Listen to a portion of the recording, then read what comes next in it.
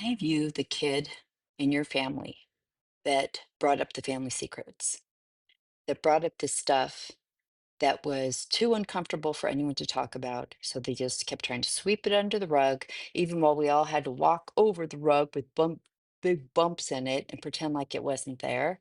Because since I could speak, I was that kid. I was a problem. I was a problem in the Mormon cult because from the time I could understand things, I was like, why is this? Why is that leader doing that? That rule is broken. Why are those two people doing that? I'm always the thorn. I'm always the thorn because I don't believe you can heal. I don't believe you can grow. I don't think you can do jack shit until you address the big lumps under the carpet, the big infection under bandages. So some of my content is going to sound that way, and it's going to sound that way about the left specifically. We know the right's a dumpster fire. It's on fire. But as a family on the left, we do not talk about the uncomfortable things. And it reminds me of when I was in the Mormon cult, because when I would try and address things, it's like, we don't talk about that. We don't talk about that because then other people might find out and we won't look perfect and like we have it together and we could get bad press. And I'd always think, yeah, but like then the church will rot on the inside and it won't ever function properly. And that's what we have on the left. You know, some of you saw this rant I did yesterday about what's going on with Mom Donnie and how the Democrats are actively trying to not only suppress him but sabotage him. And we're always asked, vote for the better of, the lesser evil or whatever. But it's like, but when we're now watching them actively try and sabotage something that they know we want, that makes it a lot harder to do and it creates a lack of trust. And I've had people tell me, like, if he loses, I won't vote again. So I'm afraid that the left will continue to fracture because we don't address the things we need to address, like the people that need to be primary, the people that need out of here, that our leaders are rife with narcissism, that they have been able to run off, at least we're not them. And I know we've talked about this, but I feel like there's a group that still keeps screaming, don't talk about it. But if we don't talk about it right now, if you think it's going to get better, it won't. It won't because these leaders in charge right now saw what we went through in November. They saw us traumatized, straight up traumatized by what happened. And we got left with the see ya. And then you got Nancy, who makes sure AOC and Jasmine can't get committee leads, can't be heads of committee, and she gets into her 897 million-year old friends with cancer who end up having to retire or they die in their chairs. And they all work for APAC and they work for the big corporations and they know what we went through and they're still actively doing what they're doing. They have no intention of changing.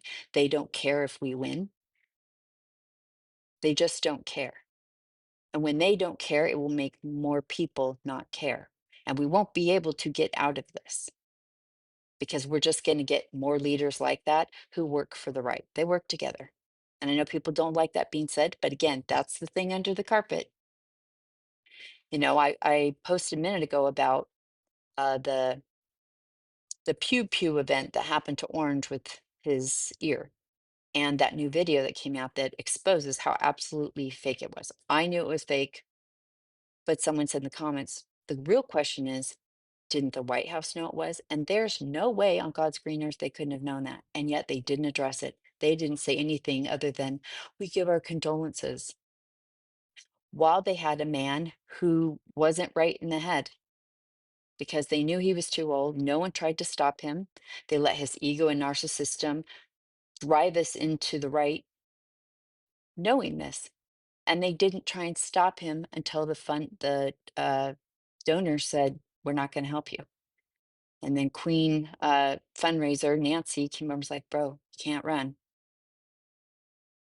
They don't care about us and they're a danger to us. And what they've been able to do is they're on fire over there. Look, they're causing fires while they dismantle, like they take the wood from our house and let them use it over there. or they use it to build their own houses, but they don't care about us. But they've used the right as a distraction for us to focus, and it makes us feel a little safer over here, but we're not safer over here.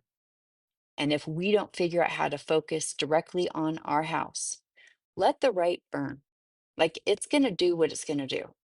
The two places we have to focus is our leadership, calling them out, writing them so many letters they can't walk in their office, not letting those phones stop ringing, showing up at their places with protests against them, calling them out, making videos on here, constantly tagging them, like millions of videos going, hey, Nancy, hey, Corey, hey, Hakeem, all of them, and saying it directly what we're going to do. We will withhold money from you. We will make sure that we do these things, right? We can do that. And the other thing is making sure we stay on ICE agents. They're they need to live in they need an immense amount of pressure. That's what changes things like this. It's not a bunch of people going out into a protest. It's not the mythical 3.5 million or 5%. That's not real. I don't know where that came. It came from some kind of a study, but it was misconstrued. It was not done properly. It's not about how many you have. It's about how many are the ones that you have and what they do. And it takes a ton of pressure in destabilizing those in control and having them to keep trying to calibrate what they're doing to manage control. And there's lots of ways to do that. And one of those ways is to make them so uncomfortable that waking up is feels like too much. And I'll do other videos on that. But I'm just saying right now, like if you come here, I am going to give you grounding conversations, but I'm also always going to be very real and I'm going to talk about the things under the carpet because I'm not going to walk over them. I'm going to rip that carpet straight up.